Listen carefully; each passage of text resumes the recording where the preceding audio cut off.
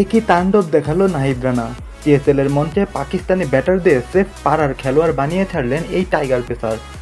147 kilometre গতির এক একটি গোলা যেন করাচি কিংসের স্টাম্পগুলো উপড়ে ফেলার মতো জন্য যথেষ্ট।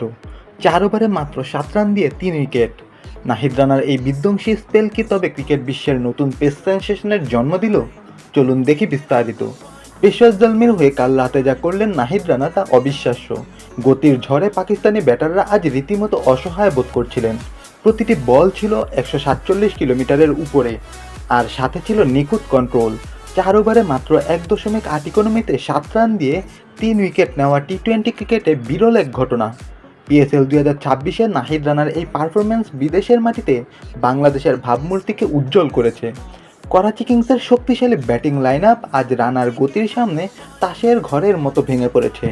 বাবর আজমের আস্থার প্রতিদান দিতে একটুও ভুল করেননি এই তরুণ তুর্কি।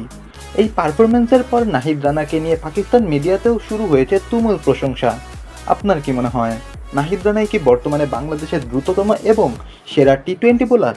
পাকিস্তান সুপার লিগে তার এই পারফরম্যান্স কি তাকে বিশ্বসেরাদের কাতারে নিয়ে যাবে? আপনার মতামত কমেন্টে জানান।